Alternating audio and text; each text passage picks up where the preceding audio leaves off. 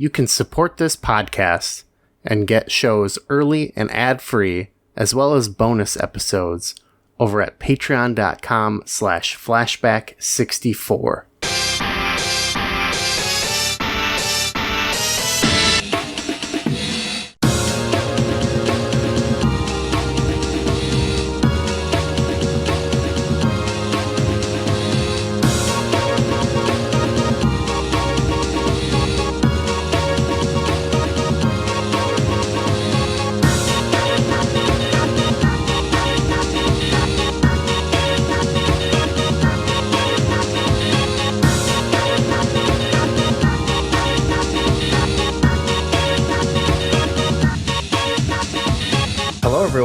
Welcome to another episode of Flashback 64, the chronological Nintendo 64 podcast.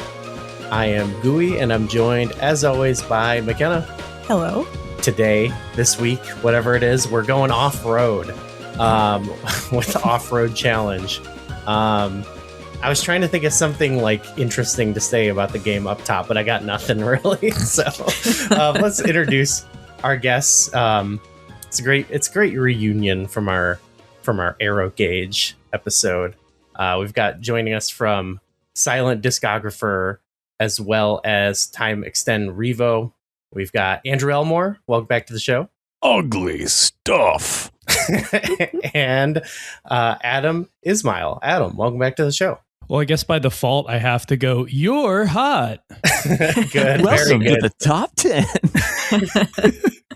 Yeah, it's great to have you guys back. I feel like this is one where you're really slumming it. So it's great to have you back. We've kind of, you guys at this point, you're regulars, you're some of the returning champions. So I just let myself into your fridge at this point. It's yeah, take whatever you need, make yourself at home. Yeah, I walk into your podcast and ask you if you want your own beer. So let's just get into it. Let's not waste time because there's a lot to get to. We got a rip-roaring barn burner episode. Oh my god, there's so much. How could we ever get through it all? So let's hit it first before we talk about the game. I'm going to hit you with the flashback segment, which we don't have a lot to discuss as well because we're only moving forward one day from our last episode. We're in June 30th, 1998. So last episode, that was my birthday, June 29th. So now happy birthday, Ryu. Yeah. Thank you. The game that released on that day, our last game we talked about was Banjo-Kazooie. So my condolences. Yeah, I was going to say, Andrew, I'm sorry we couldn't have you on. I know you love that game. So. Oh, yeah. No, that would have gotten a lot of folks in trouble. That's probably the best. Adam, where do you fall on the Banjo-Kazooie on the debate? depression simulator that Rare shipped on the Nintendo 64? Yeah, because I mostly play racing games, my exposure to platformers, even when platformers were huge, wasn't really that much. I played Mario 64, obviously, because everybody did, but I steered clear of there's just too many things to collect. I can't do it. There's just too many bits and bobs and all sorts of things they invent. This is why we're not the British half of our podcast. We don't like collecting millions of floating objects. That's fair. We just ended up liking it. What can I say? We're basic. Okay, so I don't think much has changed since you've last been on either, because now we're in 1998. A ton of games are releasing. We all know the number one song at the time is The Boy Is Mine by Brandy and Monica. But something I failed to talk about in our last episode, we talked about the number one movie at the time briefly, which was Dr. Dolittle. And the thing I really... Right? The Eddie Murphy one, yeah, not the Robert Downey Jr. remake, but Eddie Murphy. The first time they remade it, I think. Okay. But what I really failed to mention in that, and I dropped the song in the episode, but it was the soundtrack, which also charted, was where "Are You That Somebody" by Aaliyah debuted. It came from that soundtrack, which I think is such a heater. I love that song. And I think it's so funny that it came from the Dr. Dolittle soundtrack. So, Man, yeah, that's. There was a brief window of time there where I feel like just any random ass summer blockbuster would have a like just collection of music either in or quote unquote inspired by that was just kind of tossed out that did ridiculous numbers. Yeah.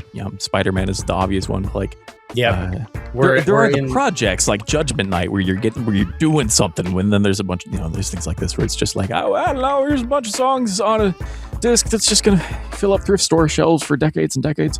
That's exactly right. Yeah, we're living in right now. We're in the shadow of Godzilla the album, which is full of exactly. that. But yeah, there you go. A few episodes ago, I did one where I just named every soundtrack that was charting, and it was like 15 to 20 soundtracks. So very dominant delivery method for songs at the time. So yeah, thank you to the Eddie Murphy soundtrack. I looked. Are You That Somebody wasn't. Because we all know how important it is to be on the Billboard charts for this podcast. Why did I think you were going to say how important it is to be Aaliyah? I don't disagree with that either, actually. And Timbaland, of course.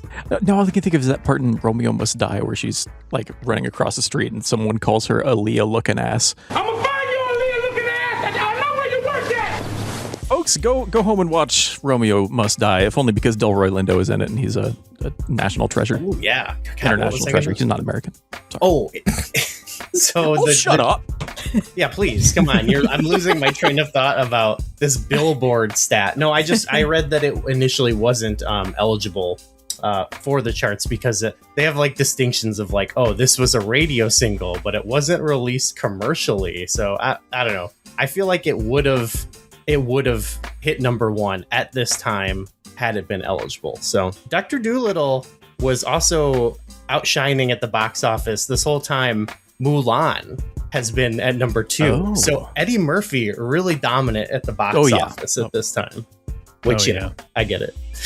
I loved Mulan. Actually, that was one tape that I wore out as a kid. That was like probably my... Yeah, speaking of soundtracks. Oh my God, yeah.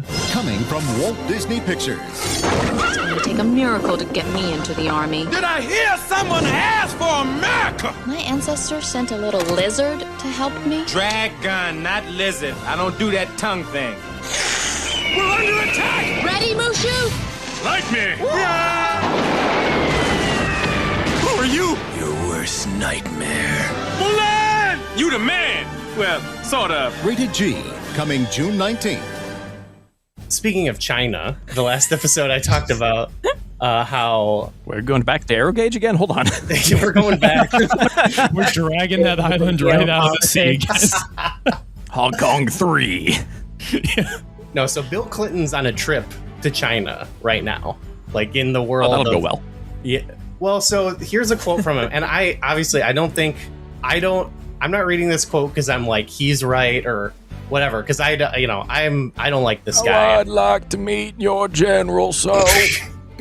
This is a quote he said that I just think is funny, like now. Because there was a lot of discourse at the time about whether he should do it. People freaking out about China. And he said, I believe it would be far better for the people of the United States to have a partnership on equal, respectful terms with China in the 21st century than to have to spend an enormous amount of time and money trying to contain China. So no one told him about the century of American humiliation and how it's like, hey, it's sort of like trying to stop a rushing river, man. So whatever like you trying think. To stop a toddler running with scissors, but yeah. So. You know what else happened on this day? It was because my birthday ended. They discontinued service to the Sega channel. Oh, bastards. No. I only learned about last year, actually. But really, really interesting idea at the time. Kind of ahead of its time, right? I'm guessing none of you guys ever had the privilege to use Sega channel. Yeah. Yeah, okay. sure. We had my older brother had a Dreamcast, and so we had Sega Net growing up. That was obviously many years later. Fred But Durst he didn't kicked even. your ass. Yeah. Yeah, exactly. In NFL 2K, no less. Randy Moss on the cover. No, there was a Netlink too. We didn't have that. It was like really niche. Like even like freaking like early adopter people like didn't have that shit. It was like had to be like 10 people.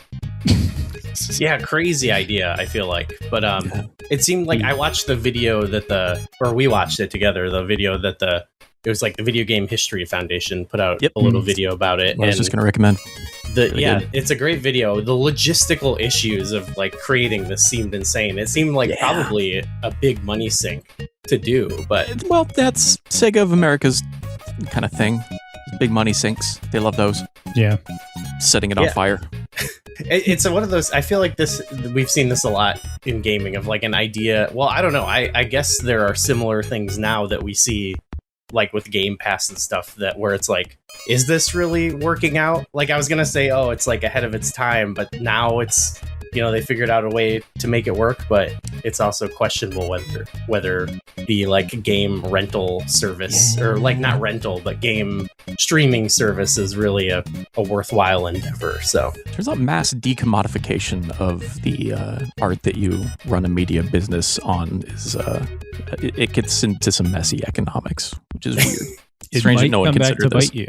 And but they should have called Netflix the Sega Channel of movies. That would have been great. That's how I'm going to start describing it as now. Yeah.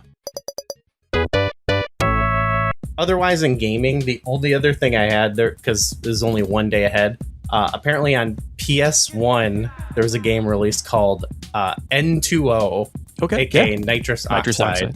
Okay, you know this. I read that it was a tube shooter, and I watched some footage of it. It looked kind of cool. It's all right. I mean, you're there for the music. Okay. And because Square did not see fit to put out internal section in these United States, despite that game being almost entirely in English. Internal section? Really cool looking. That's another that's a tube Japan-only tube shooter that Square made on the PS1 that looks like Rez before Rez. It's really, really impressive. I like it a lot. But N2O is... a tier below that for me, but it is still a cool thing. IMO. Internal I'm section. forgetting off the top of my head what band is. Was it? No, not Chemical Brothers. Was it Crystal Method? Who did the N2O? Crystal Method. Yeah, according to the internet. Okay. Yeah.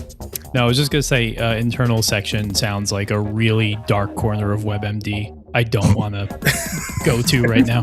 Yeah, it's a part of Arsenal gear past the Sigmoid colon.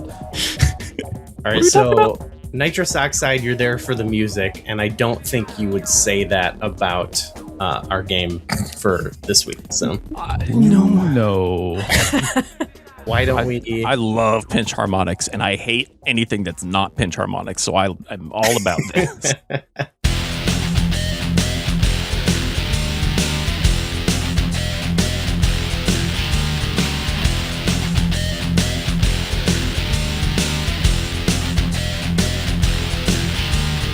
Off-Road Challenge is an off-road racing game originally released in arcades and is part of the Off-Road series. There are 6 tracks and 3 hidden courses taking you through deserts, forests, and cities. You'll get to choose from 8 vehicles with different speed, handling, power, and weight stats. And between races, you can spend money to upgrade their acceleration, shocks, nitros, speed, and tires. During the races, you can drive over power-ups, including nitros and super nitros for speed boosts, cash boxes for extra money to spend on upgrades, and crash helmets that keep your truck from slowing down too much after hitting other vehicles. Play solo or grab a friend and get off the asphalt in Off-Road Challenge. All right, Off-Road Challenge, yeah. So developed and published by Midway.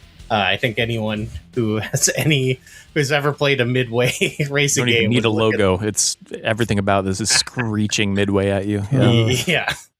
This is originally released in arcades in 1997, and then it was ported to N64 by Avalanche Software, who we've talked about. They ported Mortal Kombat Mythology Sub-Zero to N64, and now they did the Harry Potter game now. So what a Yeah. What That's a all I can fall say. from grace. It started so high.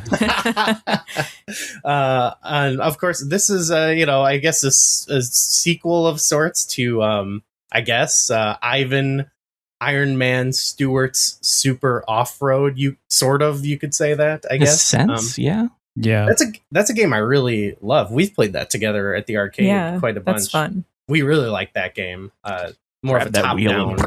and that sucker. That Yeah. game was a fixture at my local roller rink growing up. Me and my friends Oh, played a nice. fuck ton of that. It was like a really nice little arcade there. You had the X-Men machine, you had the Simpsons machine, you had that. Ooh, nice. It was a nice little spot. But yeah, that game was great. This one, you'll see. Yeah, that one's cool because you can get, because a lot of arcade games you could play. It gets 3 players in there, and it's it's pretty compact and it's not too complicated. Like I feel like a lot of arcade games, if you're getting more than 2 players, it either becomes like one of those like the massive Crowded, X-Men ones where there's it's super long and takes up a lot of space. But this is nice and it's simple and like anyone can kind of understand it. And I can kind of see how this game is a follow-up to that because it has sort of the like upgrading mechanics, but otherwise it's really just that grafted onto like Cruisin' USA basically. Essentially, yeah. Yeah, pretty much. I don't know if it's as bad as Cruisin' USA, but it is very much that spirit. You're right. As bad. Okay. Because I was thinking like this, I would rather play Cruisin' USA. But only because Fair. I like this is my whole thing with the game is like I would rather just cruise the USA. You know what I mean? Like I like that gimmick. Like here it's a lot of like you're in the desert. You're in the other desert. Yeah, You're in there's another there's one like mountain level and then it's like otherwise you're in like the same setting. Not that like Cruisin' USA is like Sure. I don't know. It's not like we're making a distinction without a game. difference here. I think maybe at the end of the day. Very true.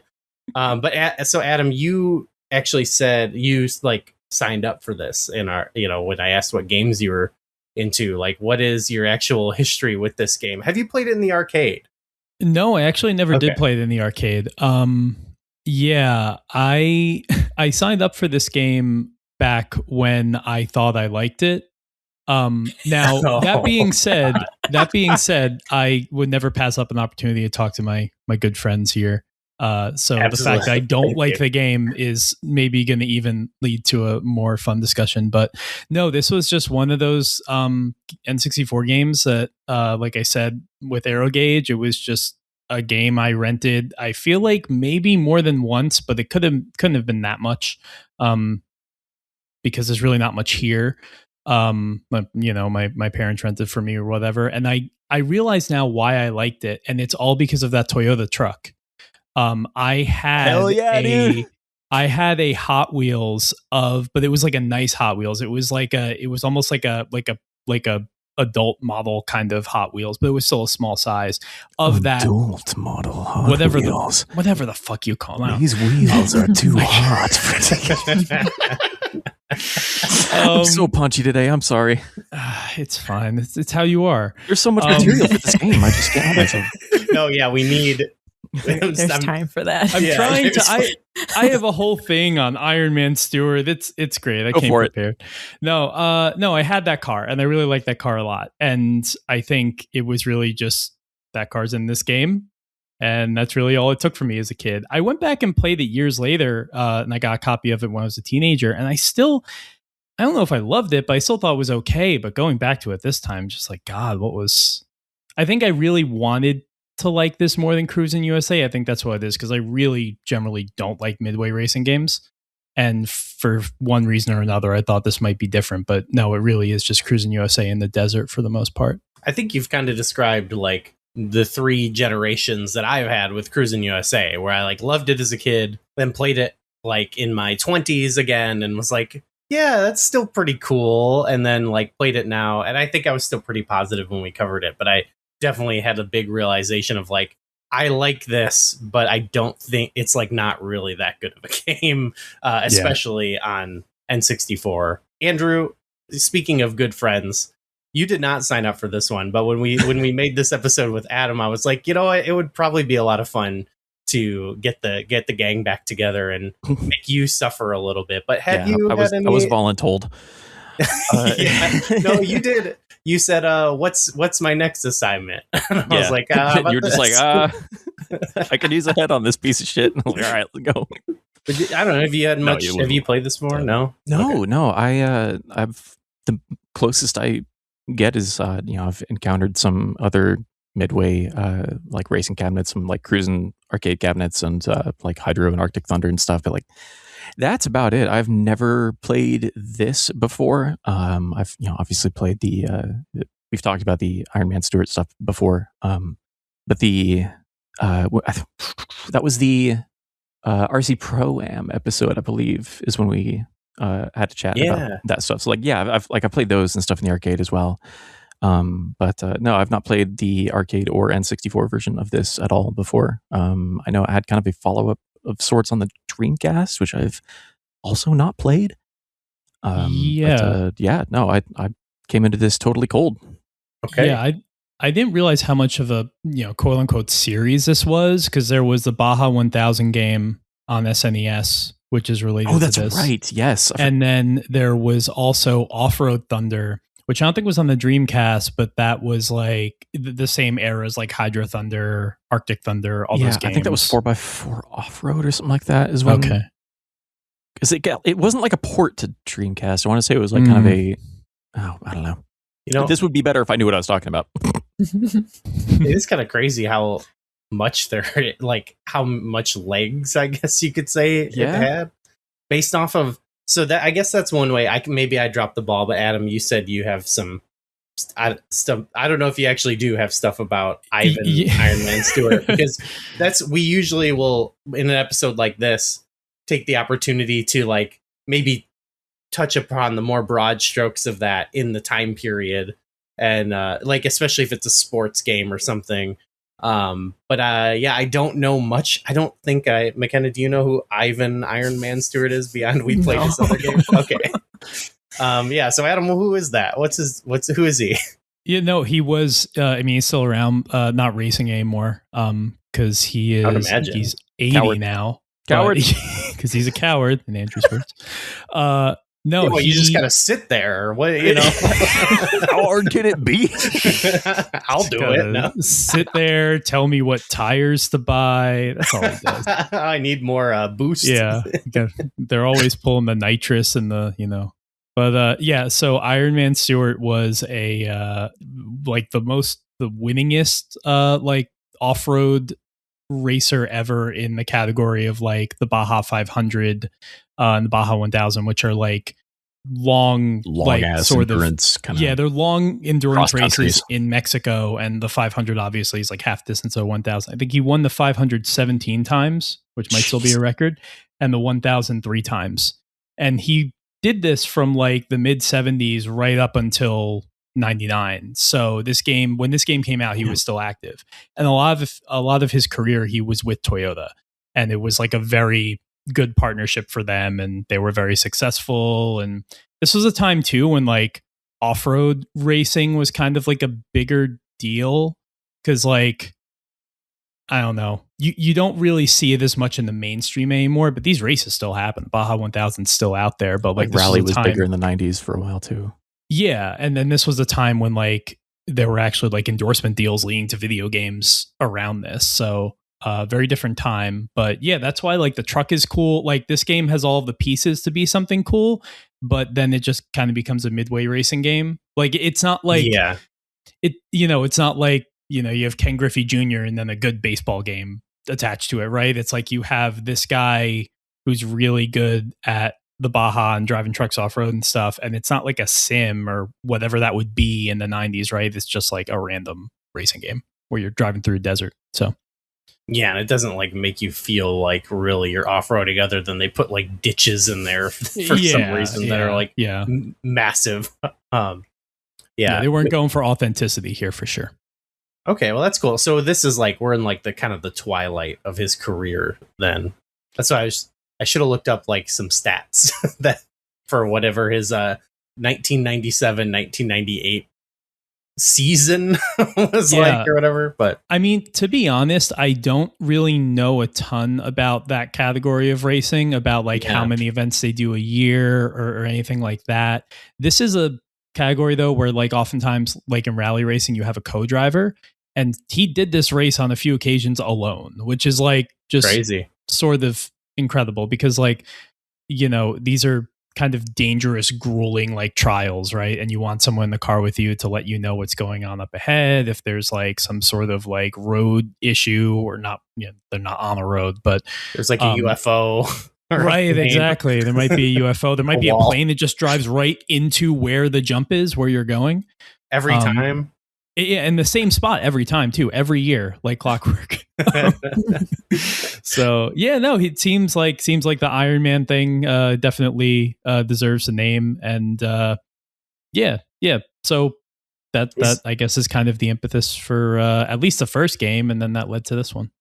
His name is already cool without adding Iron Man in, and then Iron Man, it's just a good sounding name. Like, he has a great name. And you know what? I guess that's a good point too, because like he's not. So his truck is in this game, but he's not in this game.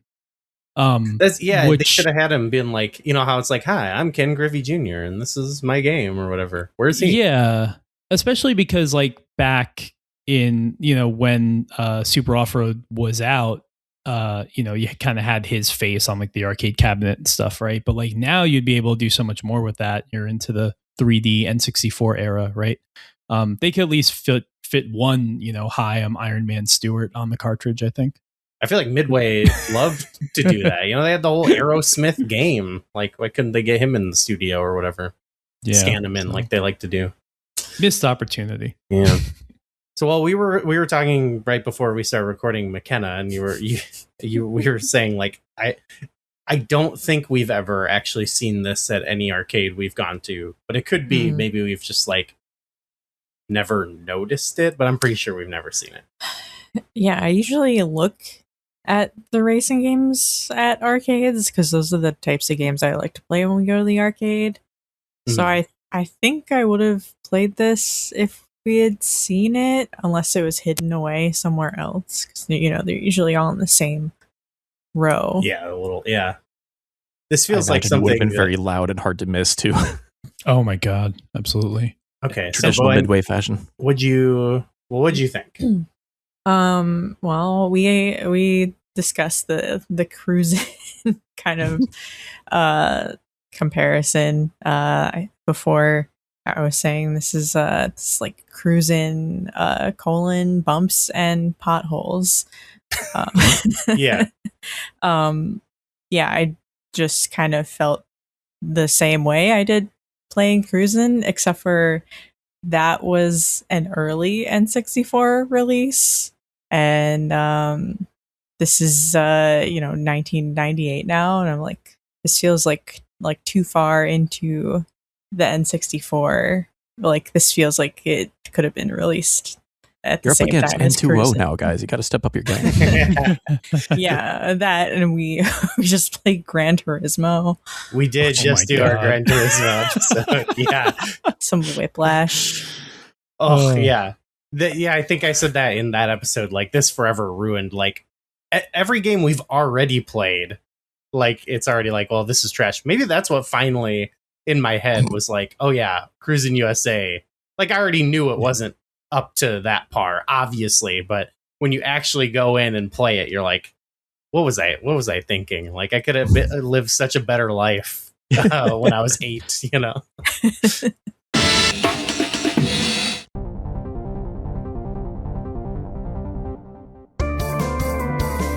Hey everyone, my name's Darren Hupke. I'm a writer, publisher, and podcaster. My podcast is called Pixels and Polygons. Each week I sit down with a guest and ask one simple video game question. It's a random topic each week and it leads to a fun conversation. You can find it on your favorite podcast platform every Friday, and you can read more about it at pixelsandpolygons.net.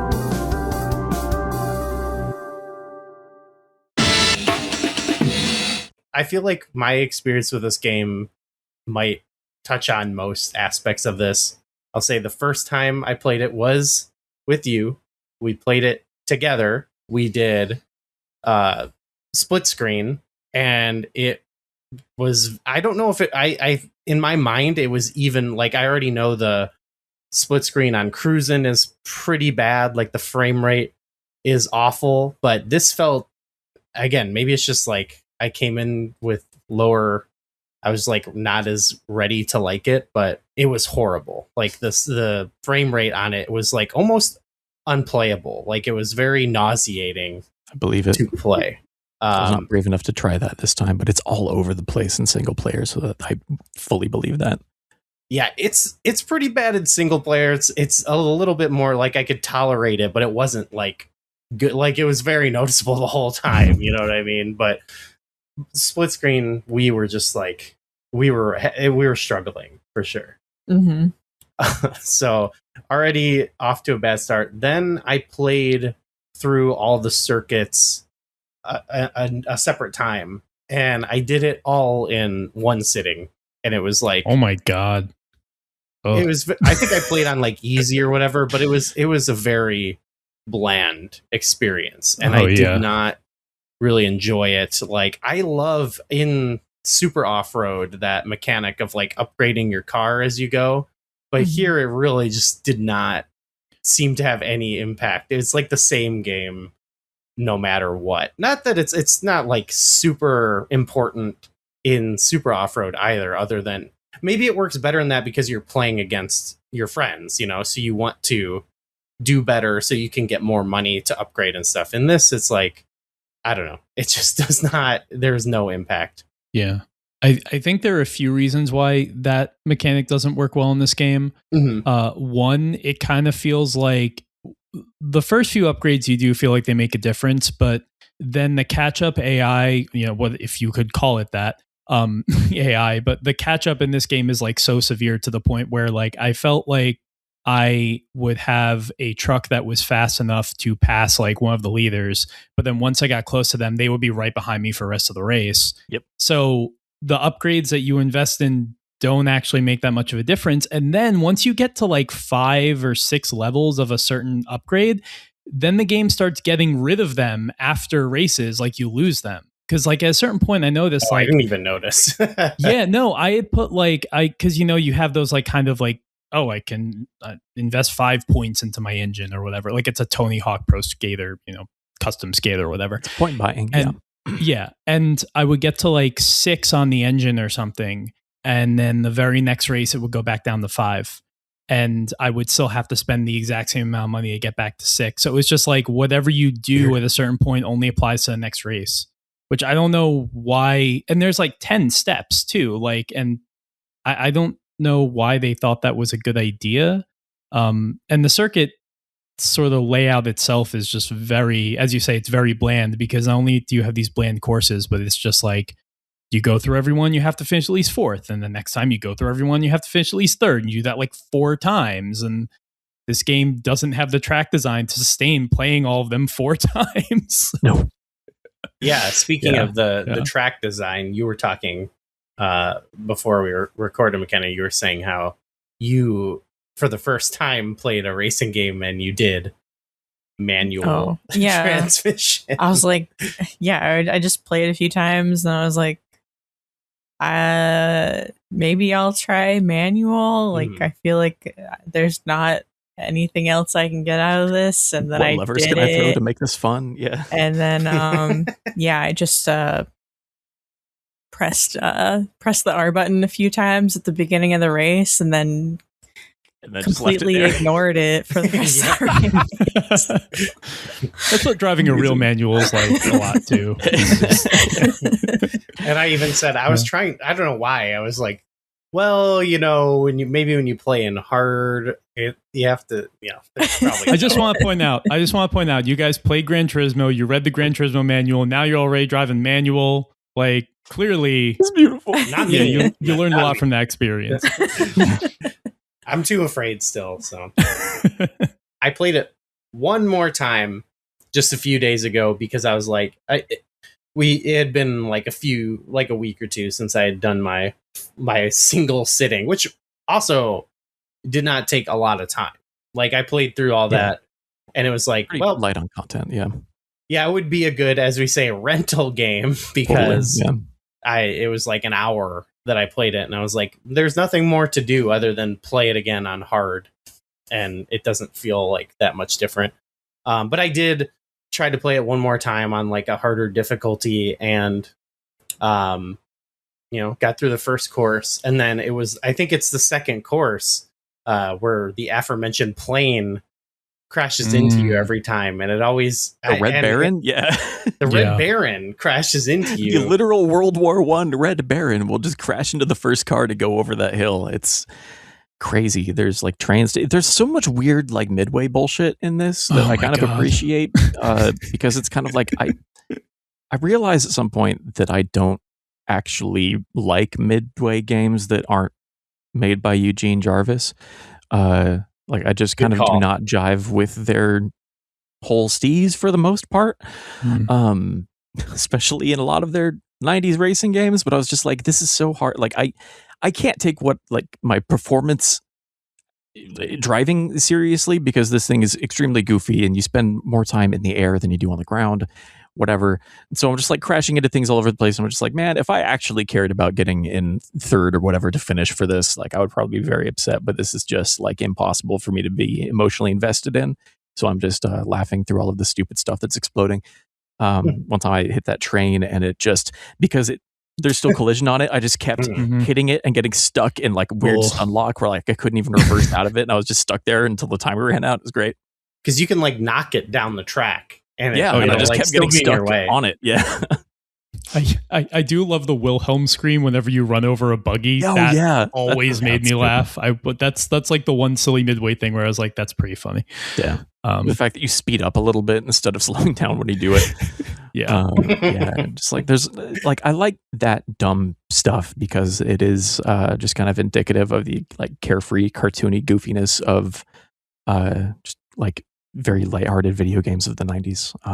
Like I like the kind of I like the fun that they're having with it, I guess, is what I'm trying to get at. I just wish it was in a game that I enjoyed or was... although if I liked the game more, that stuff would be annoying because it is actively impeding your progress so often. Well, that's why I kept hitting that plane and I restarted the race because it caused me to lose. And then I hit it like 2 or 3 more times and I was like, you know what? I'm prepped for this episode. I don't care anymore. Like, exactly. I'm over this game. I feel like that's something because that's not really present in Cruisin' USA, but I feel like that sort of not stuff as much, but is that in World and Exotica they kind of I feel like one of the Cruisin' games, the Humvee, if you press the start button, it fires a machine gun at like the cows and stuff on the side of the road. And I don't remember which one it is, but I swear that's not a memory I made up. Sounds like a midway game. Yeah, I really don't like midway racing games from this era. Rush aside, because Rush is more of a Atari Games thing, whatever that was back then. That was like a different group. But I think I might have even more problems with Rush, but they're the same spiritually. Rush at least has some semblance of track design. This is nothing. This is a flat Rush, plane, I want to turn less. the timer off and just explore the weird world full of strange little like nooks and crannies and secret like passages that they made though. And I feel like that is like you flying yourself off of things, like as opposed to the game having like, here's our little scripted bullshit that we throw at you, you know? Yeah. These games have, like this one specifically has so much of that like kind of scripted stuff, and it just feels very like there's a lot of times where like the game is like trying to steer you in a direction off of a jump, which really gets annoying because it'll steer you like off the path that you're supposed to be on, and once you get off that, you lose a lot of speed or you hit like a cactus or something and you slow down. So that's really annoying. Generally, just in terms of vibes, like I think I said when we were talking about this episode first, that this. I feel not that I get to vote, obviously, in like the vibe score of the Flashback 64 games, but this would be like a -5 for me, just because like, just like these midway games are so fucking sleazy, man. These all feel like games that belong in Hooters. What I'm getting to is like they're all just like gross and uncomfortable, and even like it's not. Like, yes, there's like the stupid, blurry, like repeating animation of like a girl at the end of the race or whatever, right? and Which that's you dumb. can turn off. That's one of the options. Hey, they let you turn it off. I guess Say, there's the first that. thing I saw when I I did opened not, of options, it was course. like trophy girls on or off. Trophy And I'm like, what are you girls. talking about? It's just like a 6 pixel tall image of like a fully clothed person holding a trophy up or whatever. I'm like, I can't. Yeah. What are you, I'm guessing What are you arcade doing? mode is Bikini Babe, though, like cruising. probably.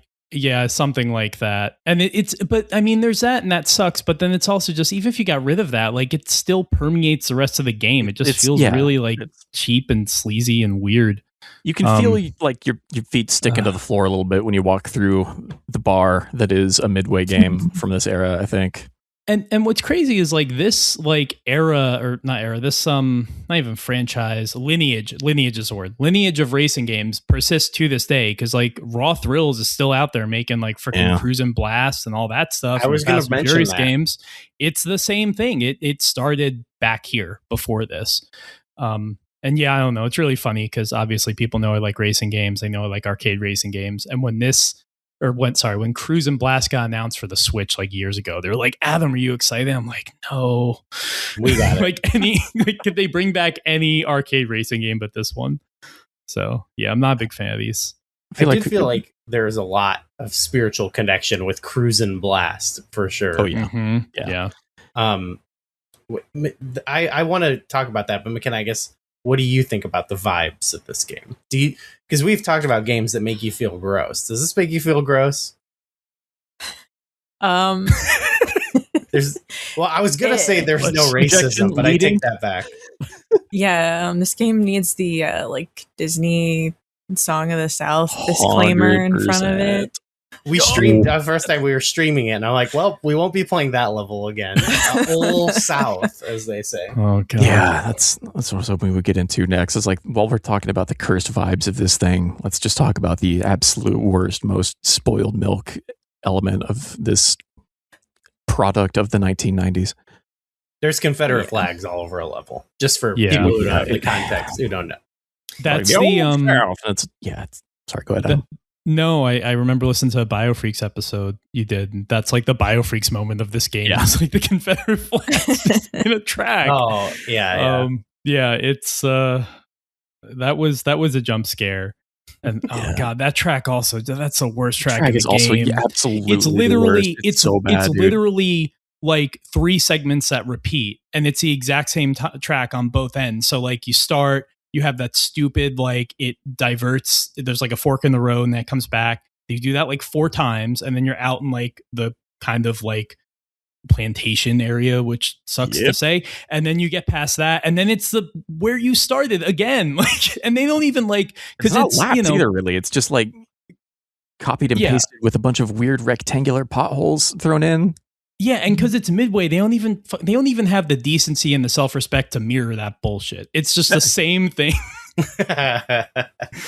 And they have no respect for the insane. driver. Yeah. Yeah, man. It's like, on one hand, it feels like a cartoonish parody of an area of the country in a way, like they're doing with, like, you start Las Vegas and it opens up with UFOs getting shot down by like F-18s or whatever. They are very much doing that thing, but what they're doing here, that thing is just makes me see red. Also, you could just like, you could just not do that thing too. You could totally just not do that. You could also just not do that. Not do the like weird like Street Fighter / Punch Out like global cartoon racism tour. Like, I don't mind making fun of America. It certainly deserves it. But the Old South track is not making fun of the Old South. It's just like, I realize this is a different time in American history, in a sense that like a few years after this, we would get the Dukes of Hazzard rebooted. The 1990s are much closer to the 1860s. Like, in some weird upside down way, but also just like, dog, if you show me if you're flying the colors of Johnny Reb at me in 2026, I'm going to put you on the other side of the dirt in a box, and they're going to be picking your teeth out of the pavement for years. Like, So I just, I had a bit of a problem with this game. They should have at least had like, Grant's troops like overrunning the course at the end or something, knocking down the flags or something. No, they only have budget for one scripted event per track, and they couldn't do that for this one. It took too much memory in the N64. They spent all that money on the giant graveyard section. Oh God, that's so weird. Oh, I forgot about that. That's really weird. Yeah, I remember that when I was a kid and just thinking like, what is this? I really tell what I'm looking at when you go through there. Like you're just hitting things that you can't see. It's not clear where the road is. I feel like that happens to me a lot in this. Yes. It is not clear what you can and cannot drive on. Sorry, go ahead. McKenna, vibes. What do you think? It's just like disappointing because a couple of the courses you think are like, oh, we're gonna go by the beach or we're gonna go in the mountains, which are like supposed to be these really nice scenic areas, but it just looks like crap. So yeah, and like all the things for ambiance are like obnoxious. Like I remember in the mountain, like the track, there's like a wolf howling. Remember that? Constantly. Oh yeah. That was the first time I noticed. I didn't notice the music in the game before because the engine is just so much louder. That when we got to that, I heard the wolf howling and I was like, "Is that the music?" And then I think you said something about the actual music, and then I was like, "Oh, there is music playing, but there's also a wolf howling over it, and it's way louder than the music." It's like Jazz Wolf all over again. So that track's really funny too, because like it's the only track in the game that has like really high walls on either side of the track. And because no vehicle in this game steers effectively, you just end up riding the wall and then the camera ends up pointing down at you and then you can't see where you're going. Very cool. It's just a mess. That track, there was one time where I like drove up one of the walls and then got stuck there because I couldn't reverse. And I couldn't turn forward out of it. I was just stuck there. So I just timed out. Do you remember that one clip that we got on Twitch when we played it where it was a different track, but my car got turned around and I feel like you're not supposed to see that way or something because then I went into a bridge and then like clipped out of it and the game just like lost its mind and it felt like we were like transported to another dimension. Like it was definitely not prepared for whatever happened there. It was you're like, yep, this is a mark of quality. Like, I mean, some games you kind of go like, oh, that happens sometimes, but it was pretty indicative, I feel like, of the quality of the game. Well, these games are kind of interesting because they're sort of like the, bastardized American version of Outrun. And Outrun was always designed in a way where the only thing that has ever rendered is in front of you and you could never turn around. And if you look at the way that, like, for example, Outrun 2 was built, which came a few years after this game, obviously, but none of the assets in the game have faces away from you. Like everything is facing towards you. And when you pass it, if you were to turn the camera around, there's nothing behind you. So this is like that, except bad. It's drawing the geometry of the road around your car at a distance from the car, the way that Wave Race does with the wave physics. The other cars on the road are hitting different hills and bumps than you are in a way that feels like randomly generated Excite Truck like hill jumps or whatever. It's so weird because you also can't prepare necessarily for what a like I was gonna say jump, but it's not even a jump. It's just like what the road is going to be like more than however many feet in front of you, because it just looks flat until you get close enough that the deformation kicks in. And I am trying so hard not to just lose my shit laughing because I'm listening to Jazz Wolf in the background again. For anyone unaware, it's just a tape on YouTube that's just a bunch of elevator jazz with recordings of wolves howling over it, and I just die laughing every time I listen to this. I'm going to turn this off now. I do want to talk about the music a little bit more because any music that I do use from the game in this episode only comes from the arcade version because I was looking online, I couldn't find the N64 versions of it. Oh no! Oh well, which darn.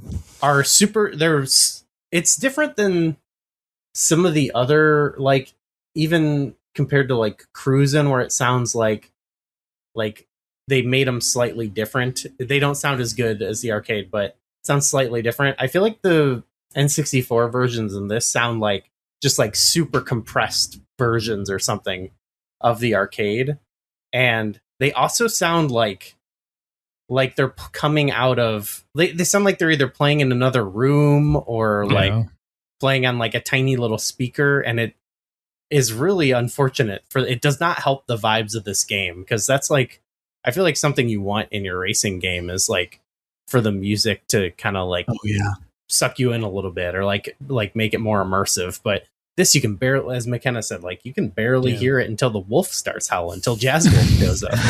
I was gonna say, am I misremembering it, or are there like levels or stretches of levels where there's just no music at all because it needs the CPU cycles to keep a playable frame rate? I think it's because you were probably playing on the analog, as was I, correct? Yeah. So okay. On the original hardware, I think it actually does, because like on the analog, if you go through that graveyard section, for example, the music changes. When you come out the other side, it's supposed to go back to the original track's music. Oh, does it just? It doesn't do that on the analog for some reason. Weird. Okay. Yeah. So but that makes it extra eerie after a whole graveyard thing, and then it's just silence, you know? There was a couple... Speaking of the analog, you can't unlock the frame rate on this one as well, so maybe this is just something that's not fully compatible yet, which would make sense if it's not a super high priority. Can't imagine why. This game's not meant to have a good frame rate, no. I would say. No. I feel like, there were a couple tracks I heard. I'm deciding between, for McKenna's description, trying to like pick, like there was a song we were listening to that I was like, this is actually kind of good. Like I enjoyed it. But it's different than 90% of the songs, which are like, like this really bad rock music that you would hear in like Cruisin' has that type of stuff as well. And I'm like, this is more indicative of the vibe of the game. But I'm like, maybe it'll be better for the podcast if I use like cool track. But as you mentioned, Andrew, like a lot of like pinch harmonics and like really cheesy maybe pinch harmonics. Yeah. Pretty bad stuff. So, with the vibe, and you mentioned raw thrills, Adam, I wanted to touch on that once more, because I really started to feel that with this game, and there's always something in my mind where these older Midway games, and it might just be like nostalgia, but it might also just be like, I mean, some of them I haven't played, like Biofreaks I had never played before, or like I was never like big into Mortal Kombat when I was young, but like maybe it's nostalgia for the time, or maybe it's just the hardware limitations, but like the games, the worst ones are pretty rancid, and none of them are amazing. Like they're charming to me, some of them, and I feel like it's maybe the limitations of the time that make them feel more video game adjacent, whereas the Cruisin' Blast and like that Fast and the Furious game, they feel more like Dave and Buster's than they do. Totally. And I feel like there's not as much Dave and Buster's. Like there's a Dave and Buster's scale that I think most of these games exist on. On the spectrum of Dave to Buster. This has got one foot in it, where it's like, this is in the ampersand. Cruisin' Blast is a good example of that, where you go around the ampersand and you're out the other side of the looking glass or whatever. But Cruisin' Blast to me is like a game that if we were at one of those types of places, or like for whatever reason, like one that's at like a dead mall that they demolished near us when they had that stuff, where there is some raw thrill to it, where there's like, you sit down, you play it, there's a crazy stampede of animals, or like, you're flying off of waterfalls and stuff, and you're like, that was silly but fun. it was an amusement. Let's say it was an attraction. Now I'm gonna go play some other game and like get tickets for some plastic garbage or whatever. I'll give my niece the tickets or whatever. Earned these vampire teeth. Oh yeah, or those things you flip inside out and they pop and then jump up. I love those things. They're great. That shit rocks. Yeah, but that's like that is a way better game than Off-Road Challenge. 100%. Or the sticky hands, but like at home, it's like you play it once. Like Cruisin' Blast was a game I think we played through a couple of the levels, and I was like, and they're like, oh, you could play more to upgrade your car and like add like neon lights to it and stuff. And it's like, I don't want to do that. And it does feel like weirdly, it feels gross. It feels gross to play it at home. And I feel like I see that in this game more so, but there are, I don't know, maybe it might just be, like I said, like the super simplistic graphics or something where it's like, I can still sort of see what I would have liked about it at the time, or what I like about cruising. I don't know. Love truck. The trucks do look cool. Good truck. Great truck. Good truck. Particularly the arcade version. I was looking at footage of the arcade game, and I was like, the trucks look cool in this when they're like at a decent frame rate. But I'm sorry, Adam, I didn't mean to cut you off. No, I was gonna say I completely forgot. Like, despite mentioning it earlier, like Hydro Thunder, Arctic Thunder, like they're technically like part of this lineage, and I had a lot of fun with both of those games back in the day. I think I like those. At that point, they reached a level where they were willing to actually do some real track design. Because those games just feel like theme park rides. And like Arctic Thunder, you don't really have a lot of control over anything you're doing, but it's like fun. And the arcade cabinet obviously had like the air blasting at you. That was like everybody wanted to play that game in the summer just because it felt good. And Hydro Thunder, I remember playing on the Dreamcast a lot. That also got an N64 port, so I'm sure that'll come up at some point. Can't wait. Yeah. But yeah, no, there was a point where they kind of figured it out, and then I don't know. And then these games, I wasn't really paying attention to them for a long time until I, came across like the Fast and Furious machine for the first time. Like, what's that? And I was like, oh, it makes sense. This looks just like this. This feels like cruising. Like there's licensed cars now and stuff like that, but it still feels like that same experience from like 20 years ago. Midway Arcade Treasures 3 looking ass. Yeah. We saw the Fast machines at the convention we went to, where they had like the extra screen on top. It's like, what is this for? Mm-hmm. It's just because it is like it's like an attraction. Dragon Slayer or something. Just have everyone gathered around you. Wow. Yeah, exactly. So this, I don't know. I don't think there's much more that I have to say about this one. Did you find anything interesting in some of the? You're looking at Nintendo Power. They didn't even give a good review in Nintendo Power, right? Damn.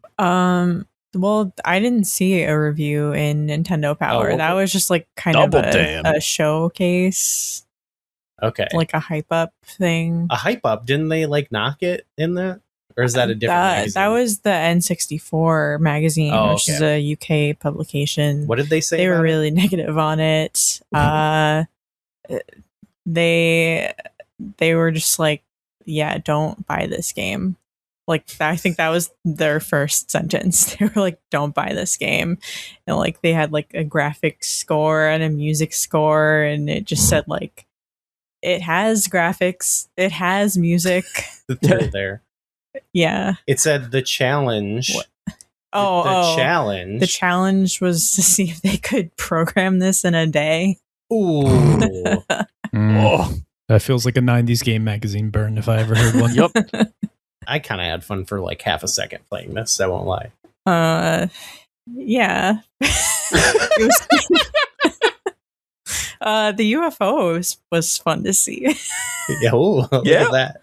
Two things that haven't really been brought up yet that I want to point out because I don't know. There's so many things to complain about. The items are really annoying because they're really, really small. The ones that are on the track. Oh, yes. And they're so easy to not hit, and you have to hit them dead on. Those things, yeah. Also, the AI cars can steal them from you, which is annoying because they don't do not respond. It's not like Mario Kart where like, oh, they took the shell in front of you so then they can use it on you. Like they have no use for fucking money. Yeah, are like, they being upgraded between races? Yeah, it's like this isn't fair. And the other thing is, Goo earlier on, talking about going through circuits. At the end of every circuit, you unlock an extra track. Basically, it's kind of funny because you're not actually unlocking it. Those tracks were accessible the entire time. The game just tells you how to access them, and it's like you hold the Z button and whatever on the track select screen. But the extra tracks that they're secret tracks, so you're kind of thinking like, oh, there's going to be something cool I haven't seen before. They're literally like the existing 4 or 5 tracks in the game. They just kind of rearrange the furniture and like move around that one set piece, and that's it. Like there's nothing new about anything you unlock. Whee! And you don't unlock any more trucks, so there's really no reason to play through the whole circuit. Like, let's hear it for shipping a minimum viable product. No, in my mind, there's like 3 tracks in this game, and it's like pretty much, yeah. There's 4. 2 of them are brown, dirt, green, and blue. Yep, exactly. Dirt, grass, snow, maybe snow question mark. And yeah, the thing about the items too, like Jazz Wolf. A lot of the put Jazz Wolf back on. Yeah, no, the items sometimes they look like something you're not supposed Obstacles, to hit. Yeah, like oh no, oh wait, that was money. Oh crap. Okay, especially because there are things like TNT boxes you can hit. Yeah, they're so tiny that it's like until you're up on it, you can't really tell. So they're crusty little sprites too. Like aside from the fact that they're small on screen, like they're weirdly compressed, even like just as little billboard sprites. It's every step of the way. This thing is just a strange mess. When you run over trees, they literally like fall over. That part's funny though. They look like they're made of cardboard. They just flatten. Yeah, exactly. They just flatten. There's a couple times too where there's one where you break through a wall. And it's supposed to be like this big, oh, you worked through the wall, but that's the end of the even after I'd done it, I'm like, oh no, I'm gonna hit this. Like, where am I supposed to go? And it's I think they want you to have this feeling of like, whoa, like you're going off. But it looks like you're supposed to avoid it until someone else drives through it. Like it's not. Yeah.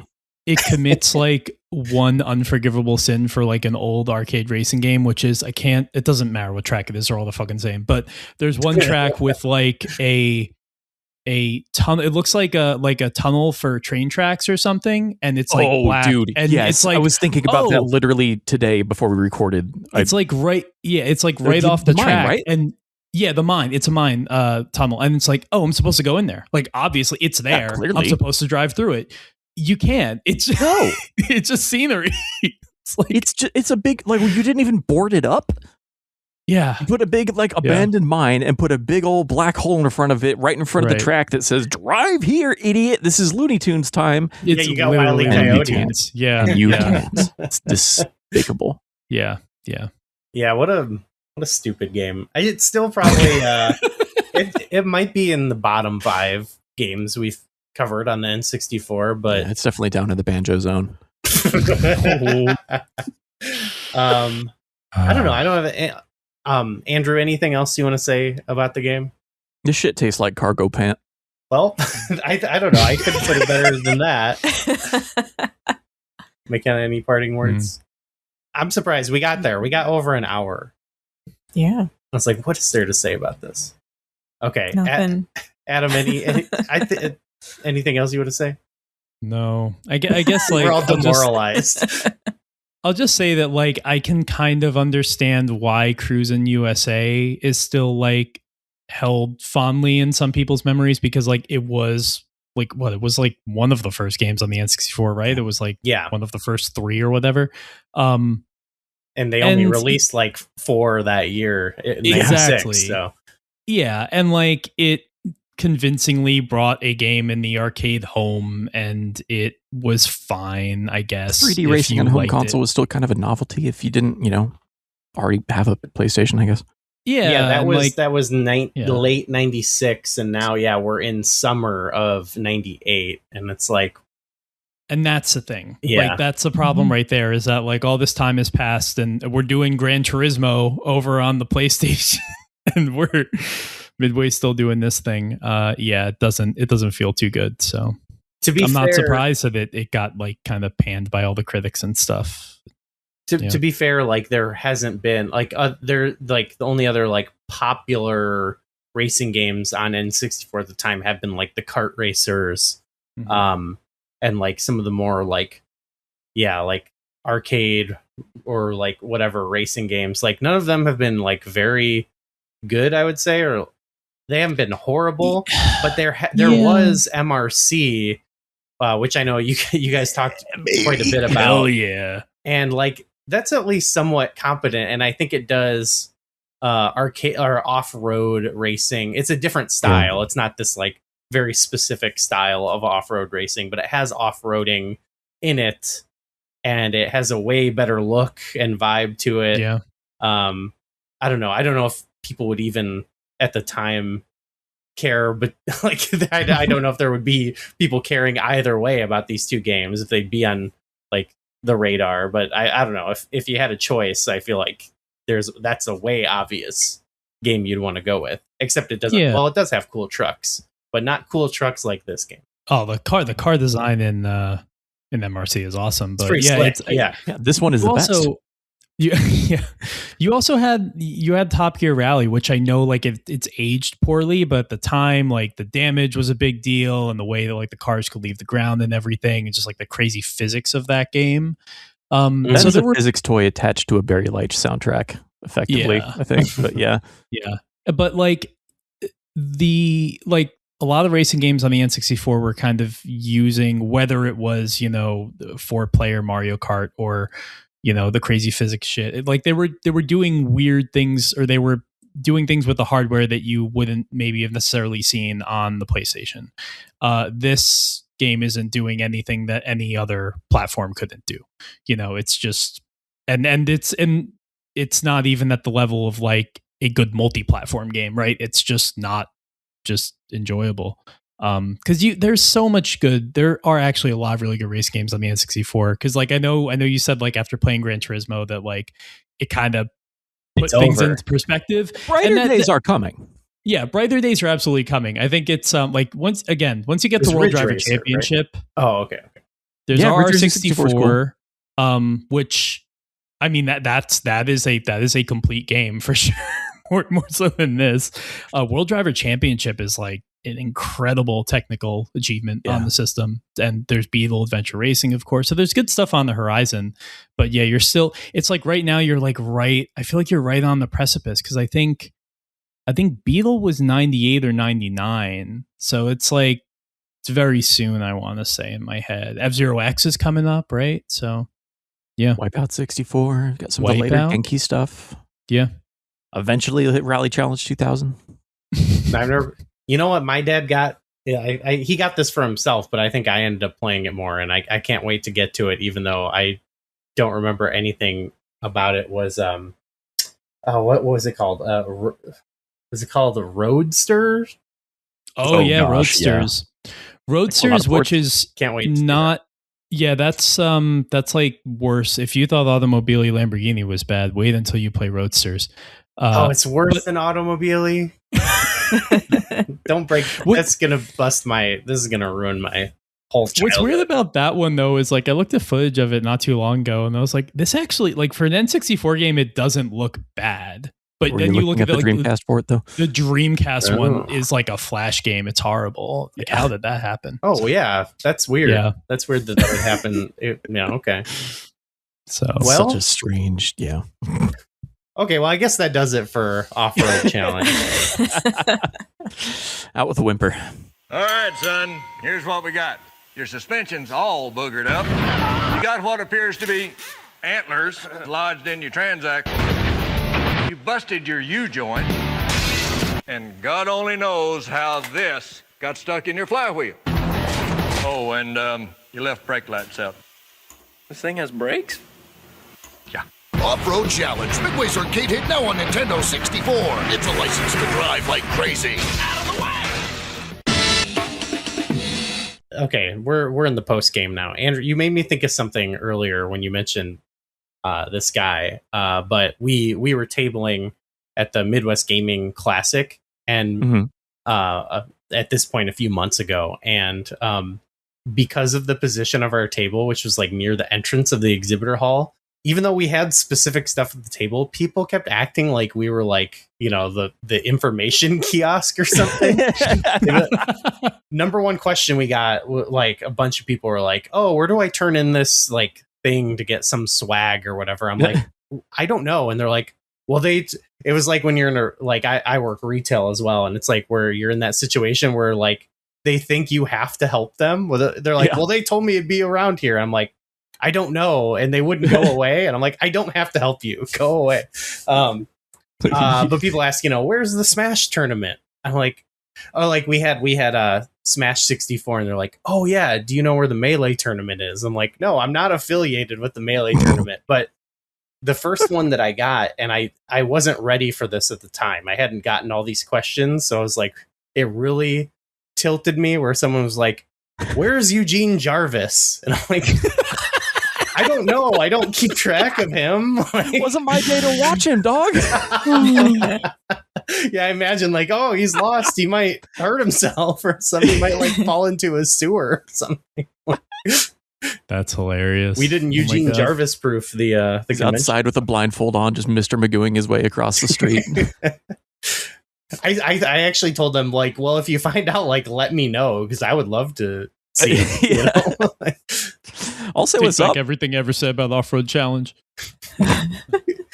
Okay, thank you guys for coming on. This is I mean, the way more fun episode than I mean, this amount of time we've talked about the game was how long that sitting I played it in, and this was way more fun than that. So I appreciate you guys coming on.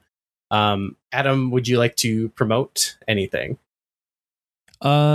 Not really, outside of the two shows Andrew and I do. Silent Discographer, we're coming up on the end of our REM journey. I mean, technically it's over, but we're working on the final chapter, just kind of going over everything. And then Timing Sim Revo racing games got some episodes on the horizon. We did one on F1 games, pretty much like spanning from it was supposed to start in the 90s, but you're dealing with Andrew Elmore, which means it started in the 70s. Oops. I don't think I've played anything older than like the year I was born.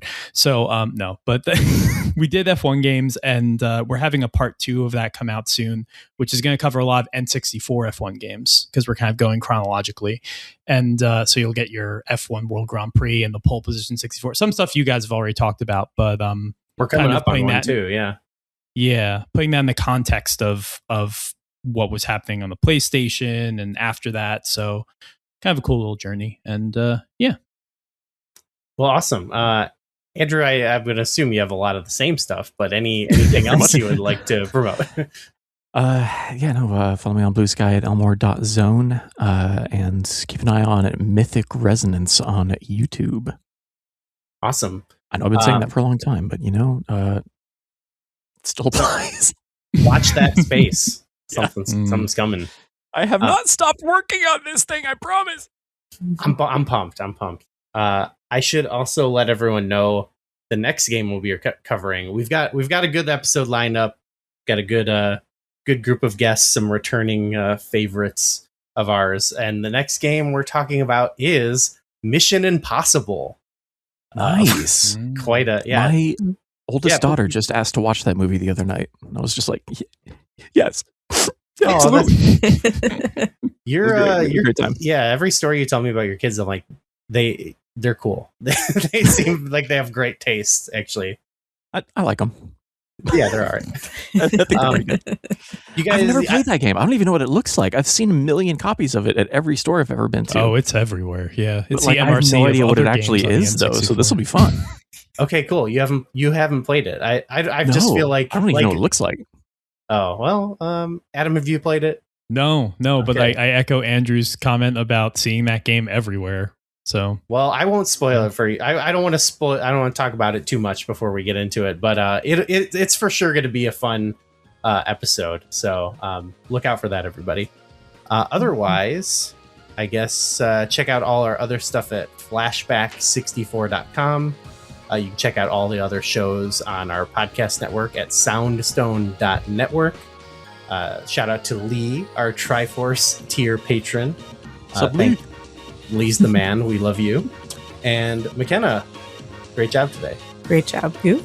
We'll see everybody for Mission Impossible. Bye. Bye.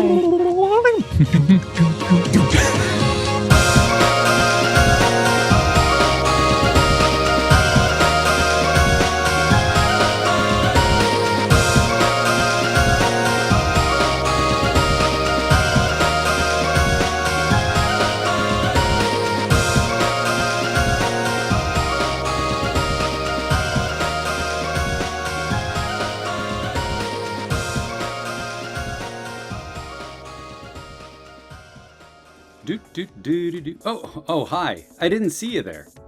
I'm Nick McConnell, and you caught me reading the instruction booklet for Street Fighter II in preparation for my weekly stream Instruction Derby, where I take a look at the creative, fun, and sometimes bizarre lost art of video game manuals.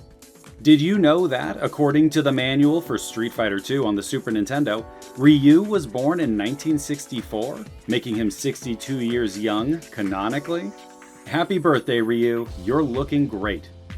Did you also know that, per the manual for Laser Invasion on the Nintendo, the UN enters a conclave in order to select a new commando? Or did you know that the dancing enemies in Super Castlevania are named Paula Abgul and Fred Askare? These important facts and many more are discovered every Wednesday at noon Pacific on Instruction Derby, over at internet website twitch.tv/Nick McConnell, part of the Soundstone Network. Hello, we are Kirby Conversations, a podcast on Kirby along with adjacent subjects like Smash Brothers, HAL Laboratory, and other related Nintendo games. In each episode, we take an in-depth look at a new Kirby topic, drawing on our decades of experience with the series. I'm Sean Douglas. I'm a writer and podcaster with a background in video game and theater journalism. And I'm Gigi, the editor-in-chief of Kirby and a big Kirby fan from Brazil. I translate Kirby interviews from Japanese to English and research a bunch of obscure Kirby media. And I'm Bridget, a longtime fan, commentator, fan artist, and Kirby collector. Join us for a mix of commentary and original reporting, deep dives into Kirby history, interviews with industry professionals, and more, as together we explore all things Kirby and HAL Laboratory. We're a proud part of the Soundstone Podcast Network, and you can find Kirby Conversations on Apple, Spotify, or wherever you listen to podcasts.